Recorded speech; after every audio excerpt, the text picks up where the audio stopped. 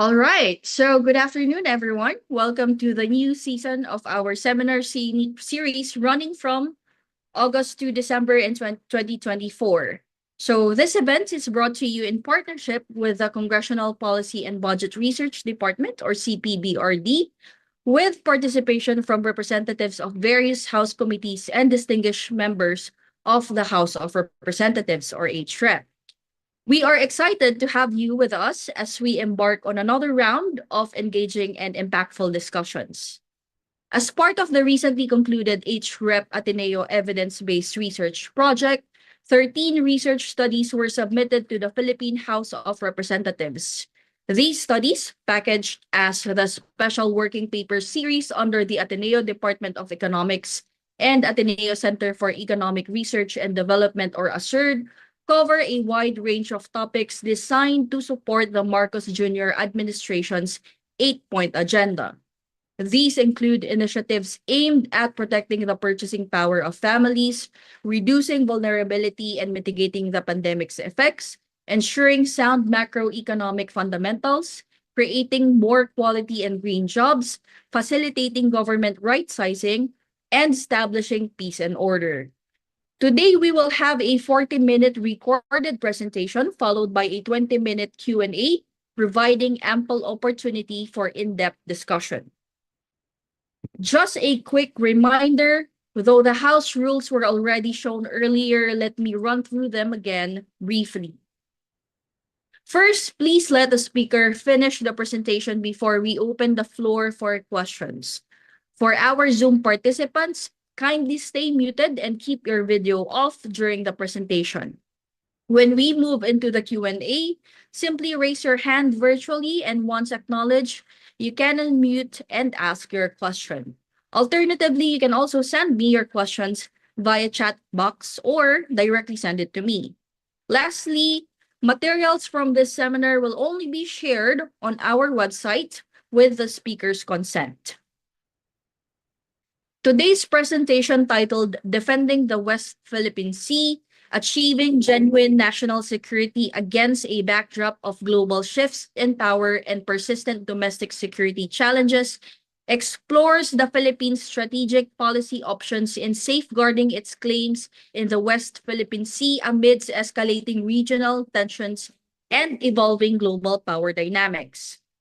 This study examines critical issues, including China's assertive actions, the expectations versus realities of the Philippines-US alliance, opportunities for collaboration with other strategic partners, and the role of ASEAN and multilateral institutions in shaping regional security.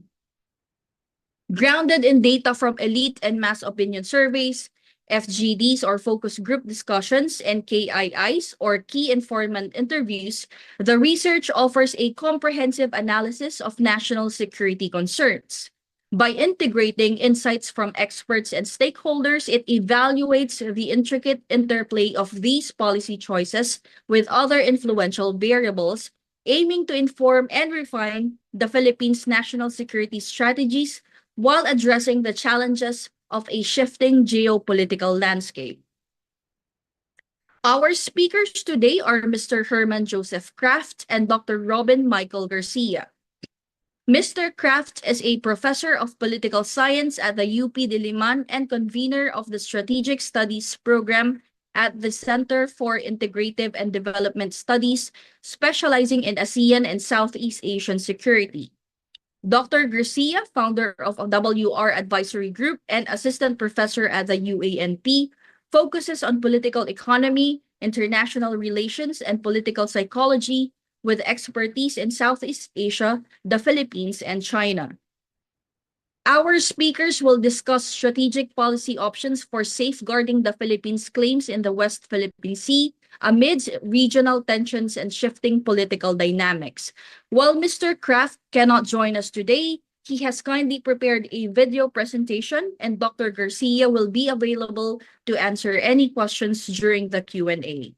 Please join us in welcoming our distinguished speakers with a warm round of applause. Kenneth, please play the video.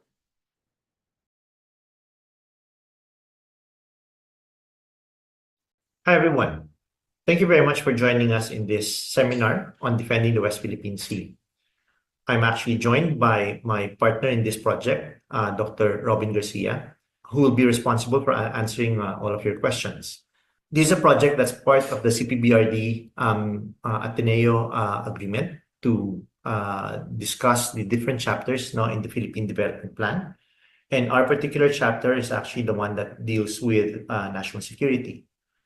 This is actually a very broad topic, and for our purposes, we thought that limiting it not to what we think is probably the most important security issue for the Philippines right now was the way we actually went with this project.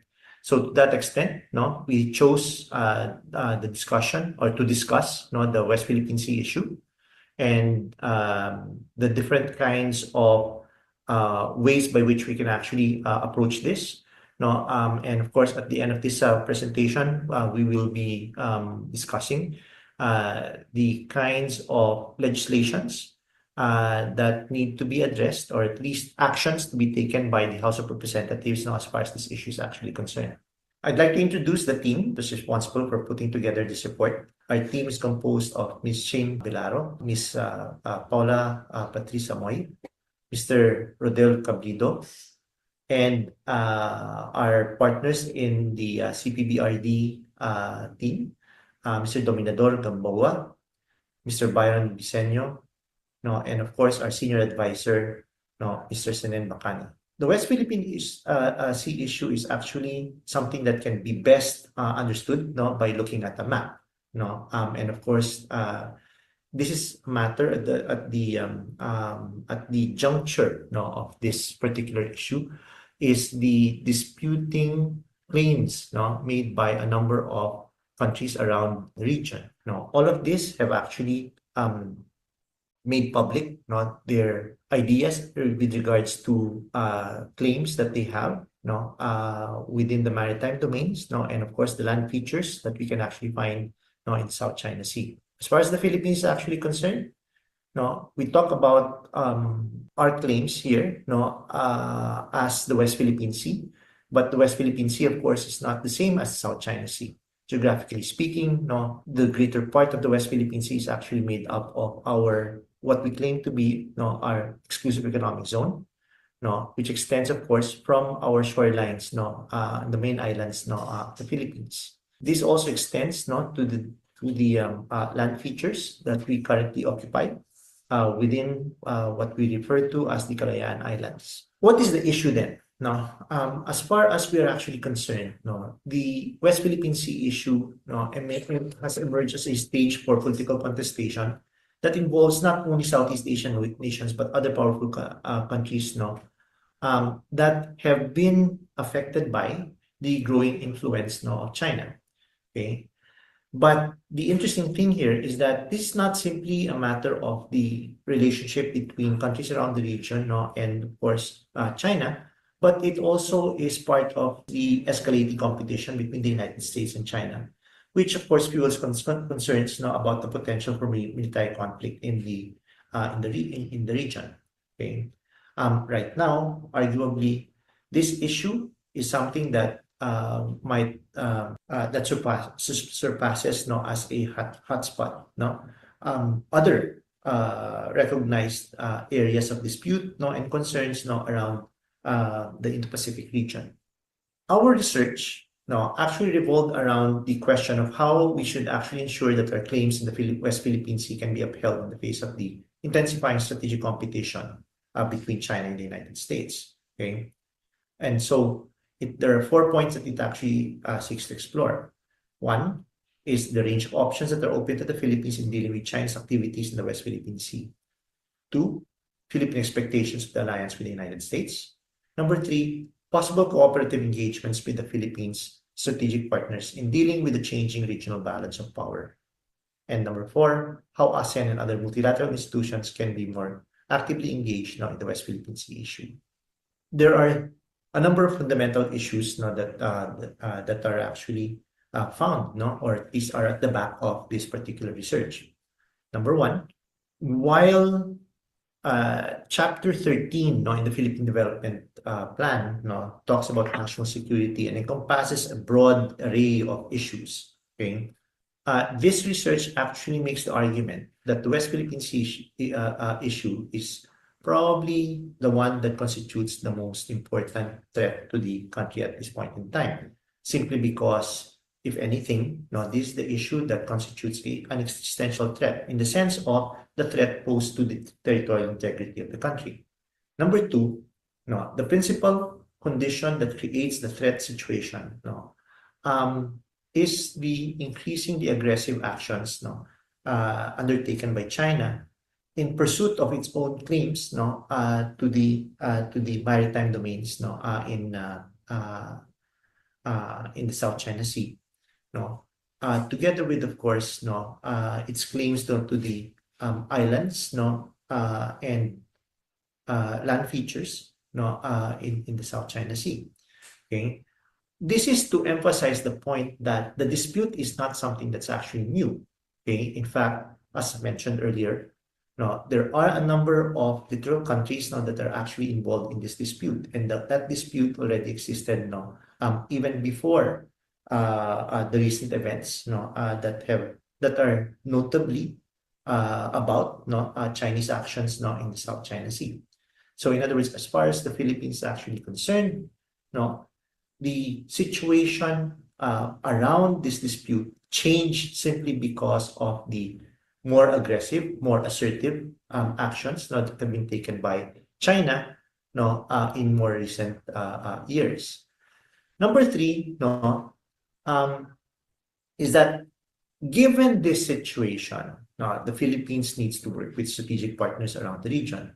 Okay, not just limited to the United States, no, but more broadly to other countries around the region, especially, no, with our partners, no, in the Association of Southeast Asian Nations, who might actually be facing the same situation as far as China's more assertive actions, no, in this maritime dispute, no. And fourth, no, it is actually important, no, that even as we seek the support of our partners around the region, no, the Philippines must ultimately rely on its own capabilities, its own decisions, no, to assert, no, its own claims, to be able to actually face up to the threats that are actually posed by the actions conducted by China.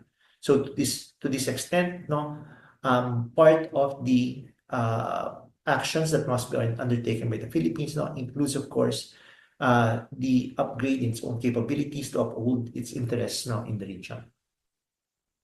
So, what is it that we're actually after? Now, you can see this in the rightmost box, no, which talks about the idea of our objective must be all about decreasing, no, or completely eliminating China's encroachments, no, in the West Philippine Sea.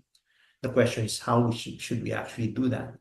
Now, behind all of these things, no, is that even as we pursue our national interests, no, those interests and our pursuit of those are actually shaped, no, or influenced and affected, no, by the U.S.-China rivalry, no, and of course global structural changes that are actually taking place right now.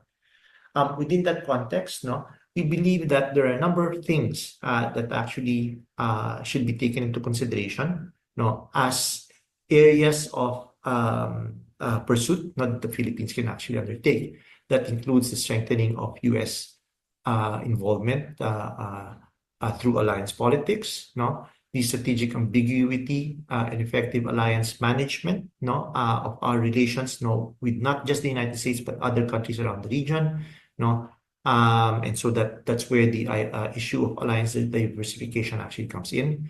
The deepening of cooperation with other strategic partners, no, that includes Japan, no, and Australia, and in the intensification of diplomatic options, no, which includes, of course, strengthening our relations, no, and seeking the support, no, of our ASEAN partners. Okay, and at some level, no, the idea of joint exploration, exploitation, working with China basically, has to be part of the calculations that has to be taken into consideration.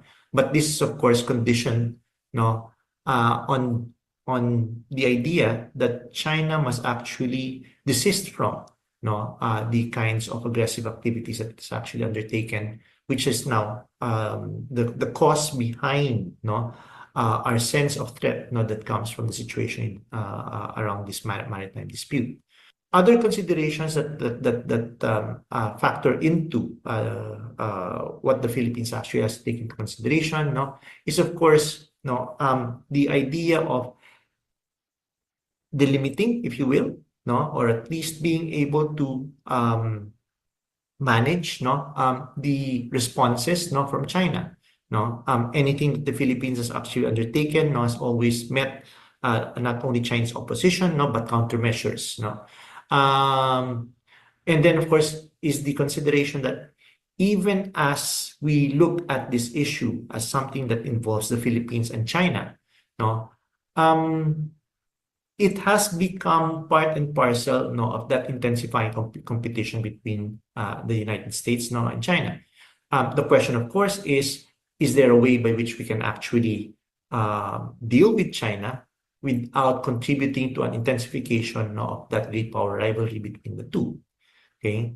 And then, of course, we have our constitutional provisions now, which we need to actually recognize, and take into consideration, in the way that we actually deal with the Chinese. Increasing security cooperation in the region means, strengthening our diplomatic ties, as well as our security ties, with and this goes back to the point about diversifying, our partnerships, and then of course, the question of alliance politics, where we need to manage our relationship with the United States, okay, and at the same time deal with the US now in a way where, or at least make sure that US commitments to the Philippines now are going to remain ironclad, especially in the context of political changes within the United States.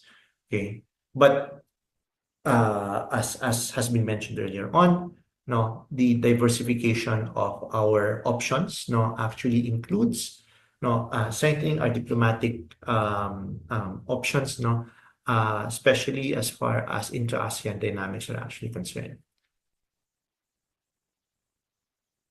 The way we actually undertook this research, we focused primarily on looking at policies that have been undertaken. So to this extent, the issue is, of course, the shift that we've actually seen, in the way that we approach this issue between the Duterte administration, and the Marcos administration. Okay, and to this extent, we looked at attitudes, towards the shift in this policy, and to this extent, we were interested, or we looked at, public opinion research, that helps to confirm, the kinds of issues, that we were actually taking a look at. Okay, but at the same time, we were also interested in, or at least we tried to qualify, this public opinion, the results of public opinion research, by engaging in focus group discussions with policy elites, who have a stake and closely observe the gaps in Philippine policies, and of course have been identified as key sources of information. So in this context, we've actually used public opinion research as a way of analyzing existing research surveys to look at what they mean, and then to use them as a way by which we can actually formulate the kinds of questions that we actually had in our focus group discussions, okay, and the kinds of key informant interviews that help qualify the results that we see as far as those surveys are actually concerned. Okay. So as far as those surveys are concerned, no, we focused on five survey polls, no? One on the National Security Survey that was actually conducted by the Amador Research Services and Foundation for National Interest. No, that was actually done towards the end of 2022.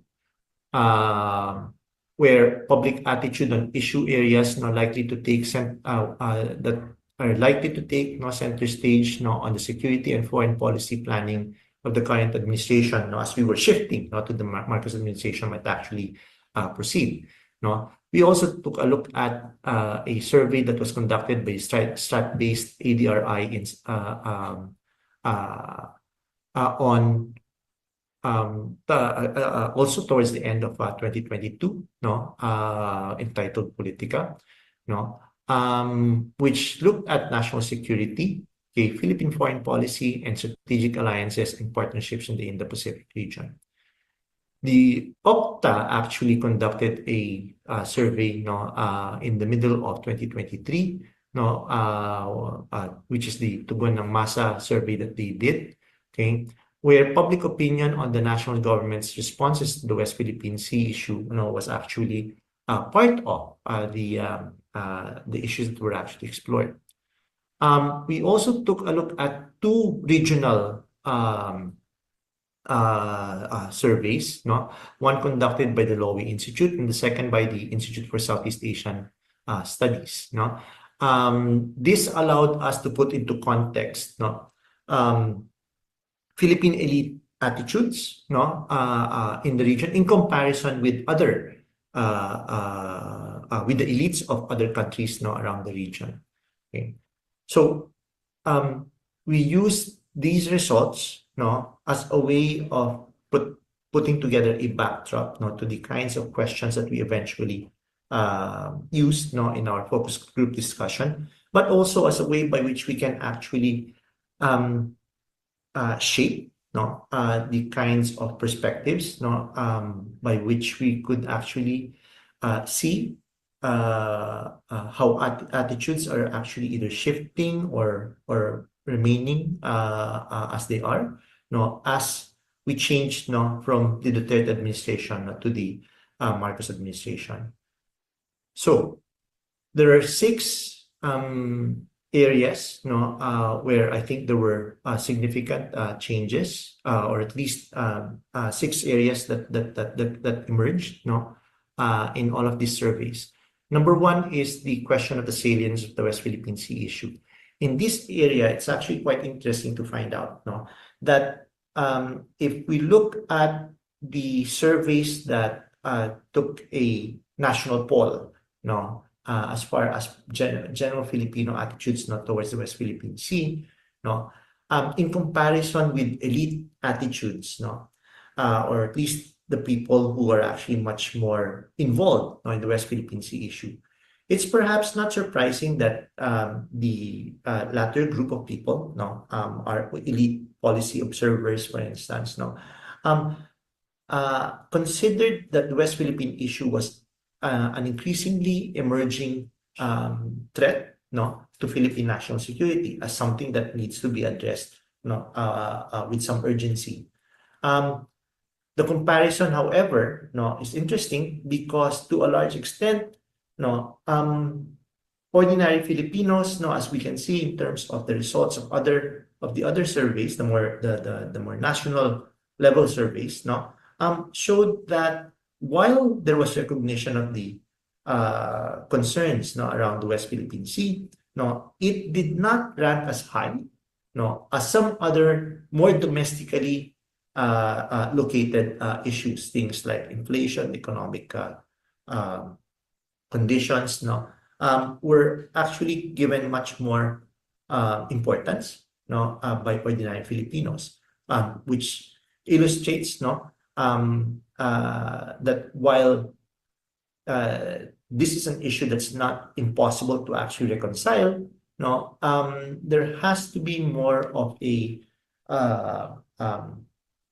push, no, to understand in terms of the more shall we say, theoretical issues that have to do with sovereignty, territorial integrity. No, I think there's more resonance about this issue when we start talking about, of course, how it affects fishermen, how it affects uh, um, markets, as far as fishery um, products are actually concerned. No, so this is something that actually comes out, as far as the surveys, is concerned. Second point, is of course the change that's actually as I mentioned before, the shift that took place, between the Duterte and Marcos administration, with regards to the West Philippine Sea. And in this particular context, it's actually quite interesting that even as we go back to the first point, that regarding the discrepancy between elite attitudes, and the attitudes of ordinary Filipinos to the West Philippine Sea issue, there is a more general trend, of support, for the kinds of approaches that are actually much more assertive, on the part of the Marcos administration, as far as the protection of our interests and our sovereign rights, in the maritime domains, the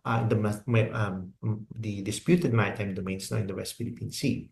A third point, that came out of the of our analysis, of different surveys, and of course what was discussed, as far as the FGDs are concerned, is the concern as far as the security alliance, between the United States and the Philippines. There's a sort of tension, on this particular point, where the idea focuses, on the notion that given the weakness of external defense capabilities, of the Philippines, we don't have much of a choice, but to seek American support, as far as defense is actually concerned, on these issue areas. But I think the tension lies on the concern that again we're falling into that situation where we might be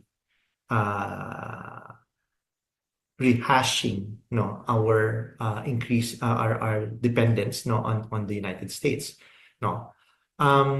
This is why the fourth point becomes important, right? The idea of diversifying, our strategic partnerships and our security alliances, the status of forces, of visiting forces agreement that we have with Australia is seen as something that needs to be taken advantage of a little bit more. The exploration of deeper ties, with Japan, is part of what we've actually been exploring, as far as the Marcos administration is concerned, and the arrangements that we have with South Korea, and India, with regards to sourcing them, for weapon systems, is something that is actually part of, this notion of diversification. Okay, but going back, going to number 5, diplomacy and multilateralism. One of the things that's actually noted, is of course the fundamental issues that we actually have, with trying to make our case, with our ASEAN partners. This is an area that I think needs to be strengthened a little bit more. Okay, but ultimately, we need to look towards the strengthening of our national capacities, for defending, our interests, as far as in our territorial integrity, right? So it's not just a question of banking on the United States, banking on our on our strategic partnerships and emerging security alliances. A strong part of the discussions that are going on, have to do with what it is that the Philippines needs to undertake, in order to actually strengthen, its national defense capabilities. These general observations, are reinforced by discussion points that emerged no, in our focus group discussions. No?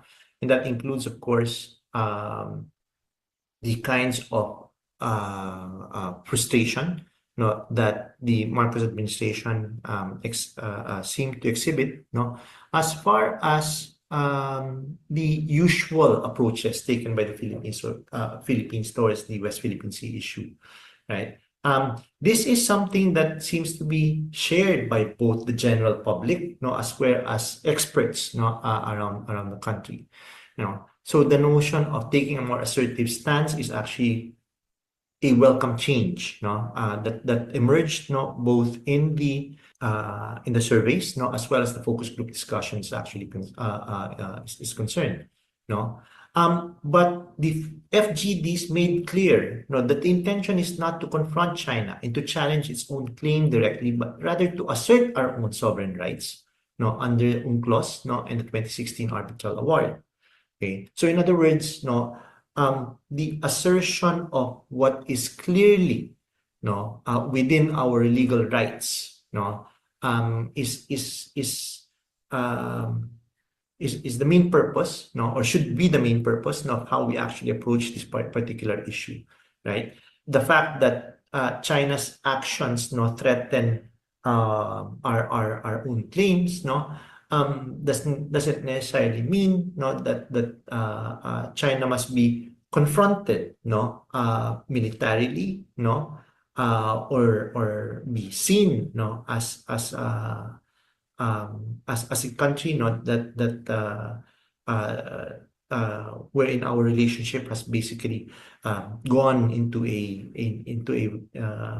impossible kind of situation. No, rather, no, our point is to assert, no, logically, legally, no, the rightness, the correctness, no, of our own sovereign rights, no, as shown or as indicated, no, in UNCLOS and the 2016 Arbitral Award.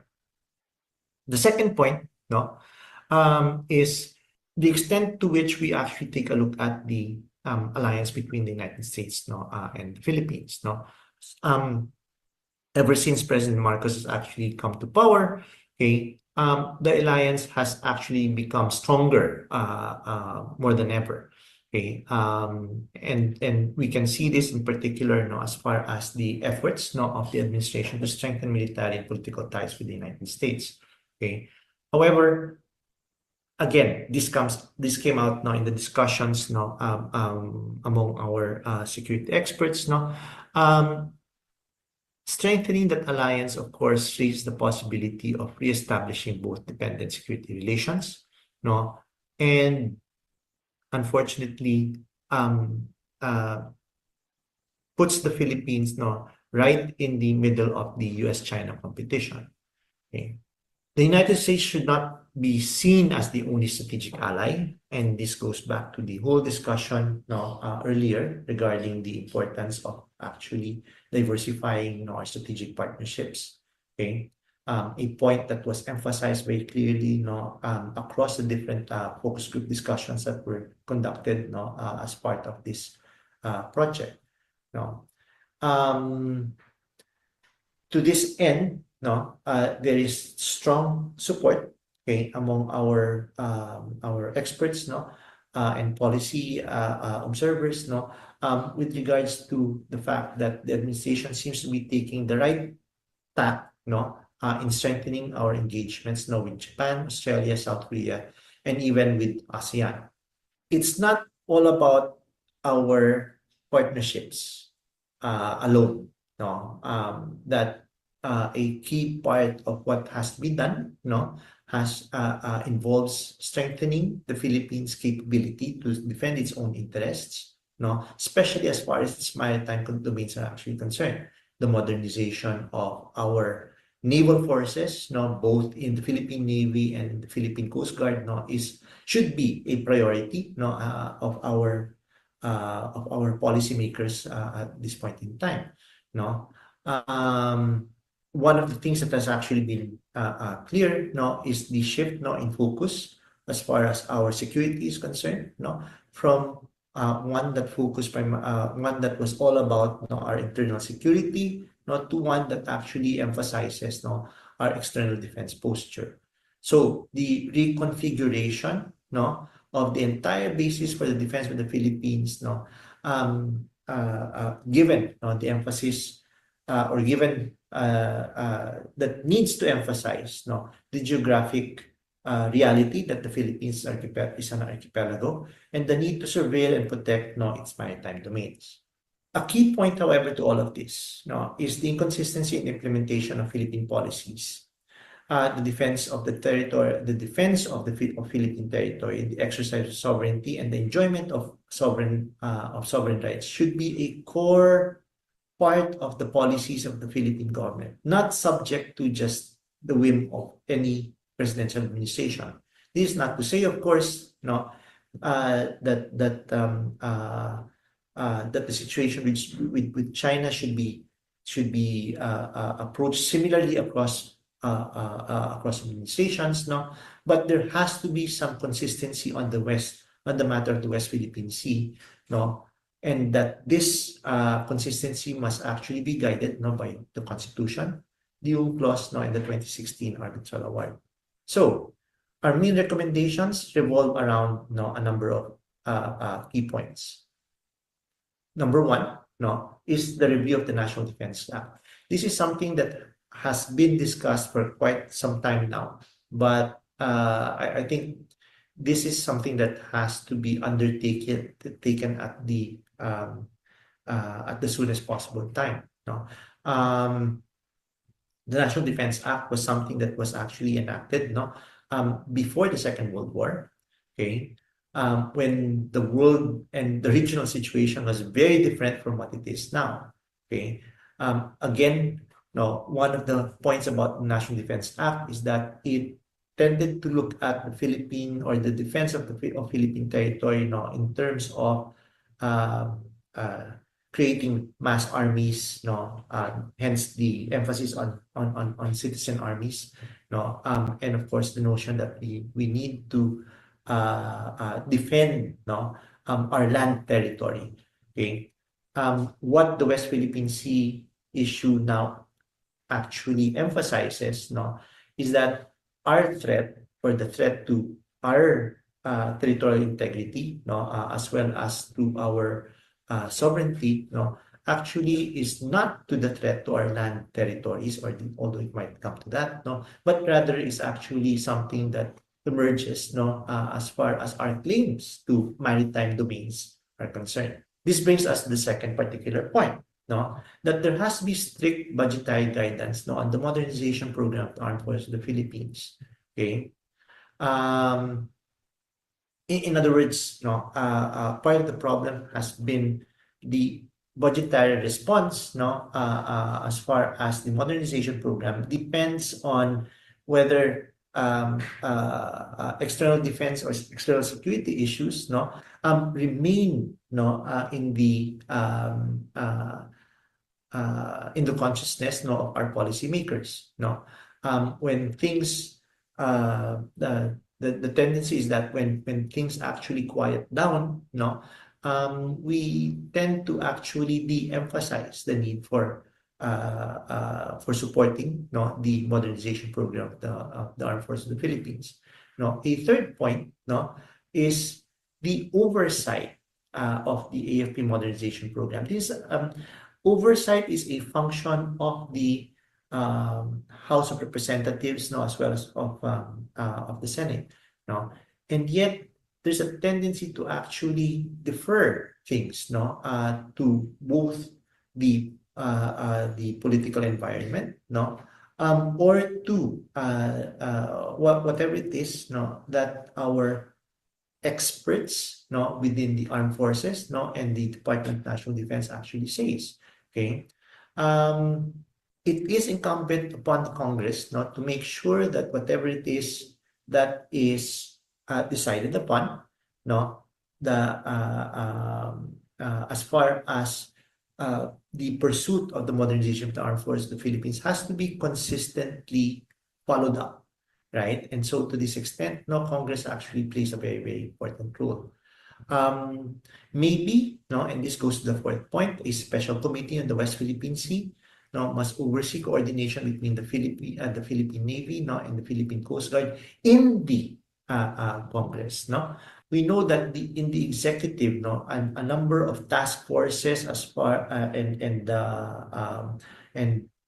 presidential offices, no, that look at maritime issues, no, and our external domains, no, have been established, no, ever since the Marcos administration took power. But I think this has to be matched by, no, an involvement, no, on the part of Congress, no, to oversee, to look at, no, and be consistently looking over, no, developments, responses, no, as far as the West Philippine Sea issue is concerned. To this end, no, the Committee on Foreign Affairs, no, in the House of Representatives and its equivalent, no, in the Senate, no, should actually lead, no, hearings, no, on diplomatic strategy, no, that is to say, the attempts to actually build, no, some sort of diplomatic support, no, behind the Philippine Philippine claim, no, and assertions, no, as far as the West Philippine Sea issue is actually concerned. This ends, no, the broad general presentation where our research actually focused on, no, and with that, no, I turn things over, no, to Dr. Garcia. Thank you very much.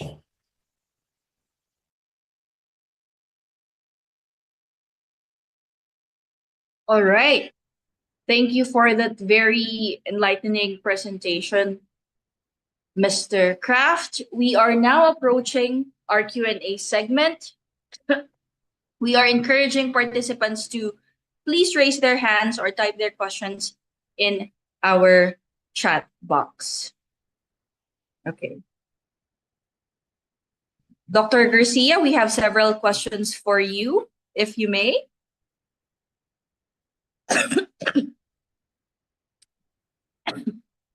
First question for Dr.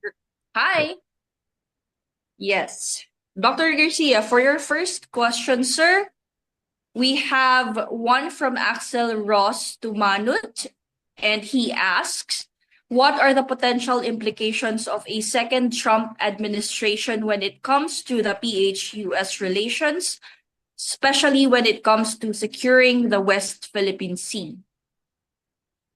Yeah, that's an excellent question, and I think it's the most relevant question currently. So the long and short answer is that because President Donald Trump is more skeptical of alliances, whether they be unilateral, bilateral, or multilateral, that he will reconsider all of the diplomatic achievements the current president, has established with the United States under Biden. So that means that it is possible that the Trump administration will rescind all of the agreements that we've established under Biden, or it's also possible that he may continue, these agreements. The reason why we believe that he's skeptical is because he has, in fact, said in many places that if a certain agreement does not clearly benefit the United States more than the parties entering into the agreement, that he might, get out of that agreement. He did that. He's considering the position of the United States in the NATO, right, which is a very important multilateral organization, especially in Europe, against Ukraine, right? Against Russia, as Russia invaded Ukraine. So the handling of the Ukraine crisis will demand that the United States participate more. In fact, there's more demand for the United States currently under there was a recent demand from European countries for the US to help more, under Biden. And you know that during the pandemic, actually, President Trump threatened and, in fact, did get out of or decreased funding for the World Health Organization, no, and many other examples, no.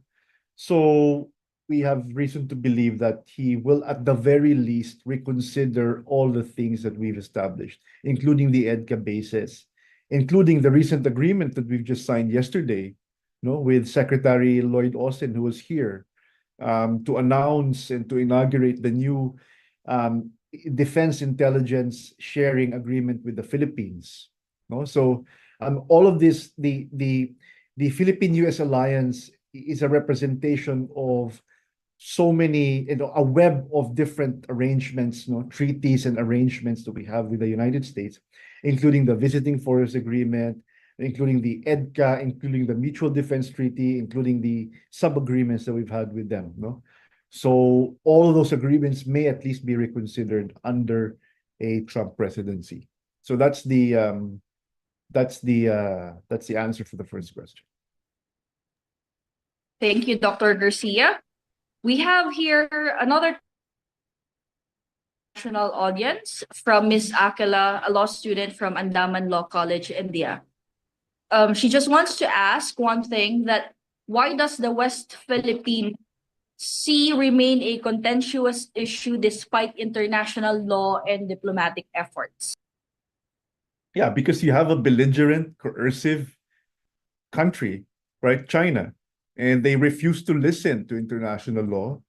They believe that international law is again, it's a big rant about China, basically, So that's why, because China is violating international law. But from an academic perspective, the reason why countries do not conform to norms is because some countries are revivalist and ambitious countries. That's the label that I use whenever we talk about China. Now, how do you describe Chinese foreign policy?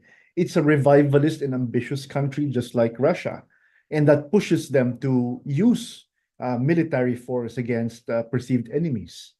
No? And in the age where we're supposedly beyond kinetic attacks, armed attacks towards a country, Russia just defied all of those things and continued on with its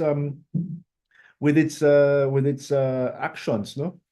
And of course, so one reason is inside China, how all the narratives, its political leadership pushes it to act a certain way. But I would also say that the reason is structural, in the sense that there are global forces that allow and create opportunities for countries like China to be more aggressive, no? And I'm talking about specifically that we are in the midst, actually, of a transition away from unipolarity to multipolarity, no? So after the Cold War in the 90s, the United States has begun its unipolar moment, where it became the only sole hegemon or superpower. But that changed until maybe around 2008, when it experienced the financial crisis, the global financial crisis that affected the economic standing of the United States. And the reason why economics is important is because it's a source of what you call latent power that can be transformed into military force, for example. No, in international relations theory, there's also what you call internal balancing. How do you do that? Basically, you strengthen your economy, you industrialize, you create an export-oriented industrialization policy or strategy. And that's exactly what Japan, South Korea, and Singapore, Hong Kong, Taiwan did.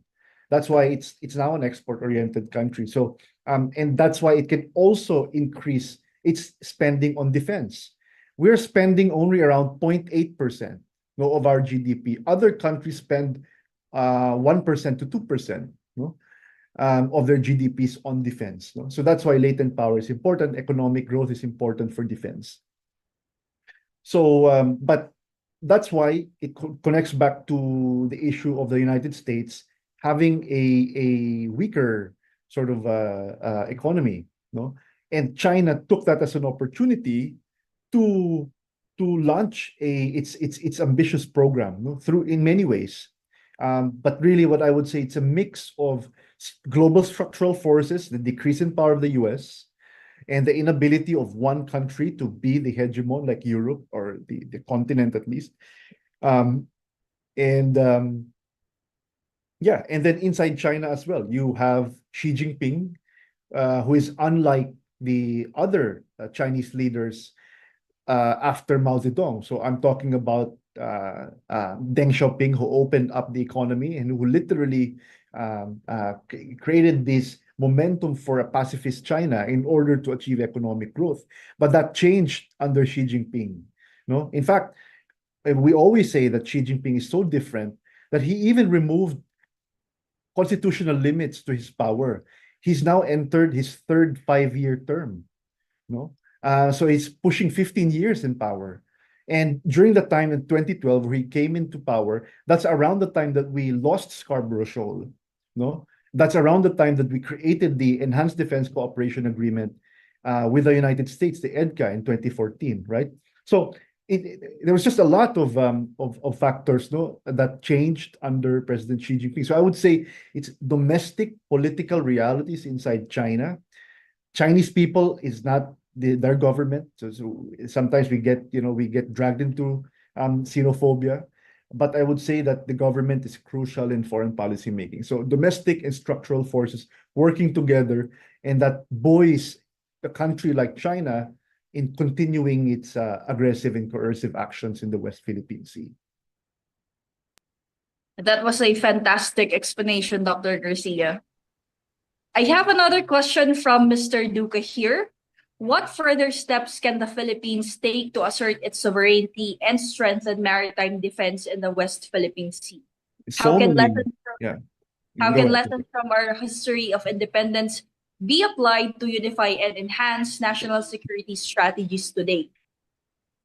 So many things. Actually, I just got off a lunch. I was telling the organizers, there's a high-level British delegation here. No, the head of the China desk of the UK embassy is here visiting together with some British embassies in the Philippines, around Asia. They're all in the Philippines. We had lunch, and they asked exactly that. There was a comment about the UNCLOS, the 2016 Arbitral Tribunal victory of the Philippines, and there was a point about that. It seems like we have an excessive focus on that. I would say yes and no. I don't think we've maximized the tribunal award. Obviously, that was shelved under Duterte, and currently there's so many things we can do in order to maximize and optimize our position. That is, in fact, a normative and legal leverage, of the Philippines in the international community, but we don't see it that way. But at the same time, it does remove focus on other important things, no? I would say that there are a lot of problems in Philippine foreign policy making and defense policy. I'm just talking about institutions. We have a splintered institutional reality in foreign policy making, and this is something we've also written in our report. What am I talking about? I'm talking about the fact that the Coast Guard is under the Department of Transportation, while the Navy, the Army, and the Air Force are under the Department of Defense. And then you have the National Security Council, which is a totally different institution. Aside it's different from and separate from the DND and the DOTR. No, and some of the ships that we deploy are owned by the Department of Agriculture under the BFAR, exactly the Sierra Madre. So that's why you have splintered institutions dealing with the foreign power. So you're not organized here, then obviously you'll have a problem with your foreign policy making. And we've also said that we don't have a unified foreign policy towards China. And that's why the first recommendation that we wrote is to have a dedicated, rigorous, and systematic China policy, and not just a national security plan. No, because we don't know what we're doing with China. No, we don't know if China is a threat or a friend. And we are in the Department of Economics, and I would just like to say, you cannot have a permissive economic policy of FDIs from China and be confrontational in defense. You have to decide, no, if you think China is a threat or not. And I would say we don't talk about economic security as much. We have to securitize the issue of economics. Not all FDIs are good because it can be weaponized by China. For example, the telecommunications industry, energy industry, the NGCP, 40% is owned by China. That's why I support the move of the Maharlika Investment Fund to buy out that 40% because China may decide. We're not saying that it is going to decide, but may decide, to use it against us. Critical infrastructure. So economics is political. So I come from that trading. I am a political scientist, a political economist, and we look at that political nature. So I think that FDIs are not a neutral. Of course, it's good. We're poor. We need FDIs to basically improve our economy. No question about that. But we just have to be careful about Chinese FDIs and FDIs from countries who we have a conflict of interest with, like China. Let me just say something, a last point about what we can do. So I said institutions, the other is economic security. But the recently passed Public Services Act in 2016 at the tail end of the Duterte administration that liberalized the Philippine economy, there's a provision there that would convene a body that would screen investments for national security purposes. Exactly the fact that even the United States might invest in us and then might use it against us if we're on the other side of history. For example, if we continue our pro-China stance, the US will then have some interest in using and weaponizing its investments towards against us, right? So I'm just saying that we have not activated that screening body for foreign direct investments. And that ties back to our recommendations. We really have to decide. So you cannot have a permissive economic policy and confrontational defense policy, is what I said. But in that document that would codify our economic and defense position, we have to really state how we view investments from China and how we view our security policy towards China. I would even go so far as saying, and maybe this is controversial, but I said it with the Coast Guard last week. Why don't we create our own islands? Because that's what Vietnam is doing, right? We can't just deploy ships, diba? We have to create airstrips. Currently, the Philippines occupies just 9 features in the West Philippine Sea. China occupies 27. Vietnam occupies 27. Vietnam has started to do something more of what China is doing, creating bases there. But these are not just rocks and waters. Actually, the West Philippine Sea is a strategic problem because if there's an airstrip very near Manila and China decides to attack the Philippines, it could do so quite easily. And people don't see that. They think that it's just a few rocks and a few waters, malayo yan sa bituka, but actually not. You cannot talk about economic growth if we're all in danger, diba? Our lives are in danger. So these are things that we have to do that we can improve. And all of these things have already been, we recommended this to Congress, and there are some steps towards this. There are a lot of achievements during this administration, including the Maritime Zones Bill. But there are deep-seated institutional issues that we have to concern ourselves with, like the splintered bureaucracy, like we don't even have a plan, diba? It's all disunited and it's all just scattered all over. So these are the things we have to do first before we do other things. If you look at our report, there's a lot of legislative measures that we proposed. So I hope I answered the question. Yes, thank you, Dr. Garcia, for such eloquent responses. So unfortunately, that's all we have for today's seminar. On behalf of everyone here, we sincerely thank our speakers, Mr. Kraft and Dr. Garcia, for sharing their knowledge and insights with us today. So your contributions have made this seminar both enlightening and inspiring. We truly appreciate the time and effort you put into making this event a success. Thank you.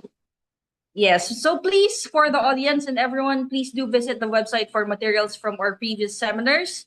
And of course, previous seminar series videos can be found in the Ateneo de Manila University YouTube page with the playlist titled Economics Seminar Series.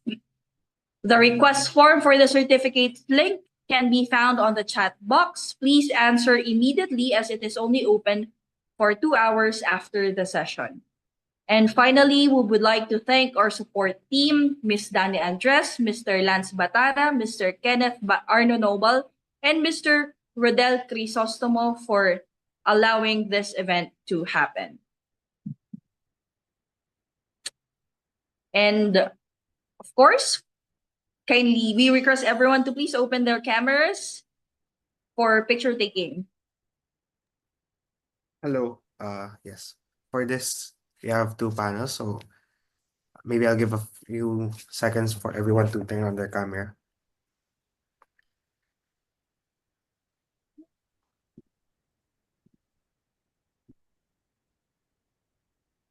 Okay. Okay. Few more. Okay. There you go. Okay. 1, 2, 3. Smile. For the next one. 1, 2, 3. Smile on again. Thank you. All right. Thank you, everyone. Thank you, Mr. Kraft and Dr. Garcia. Thank you.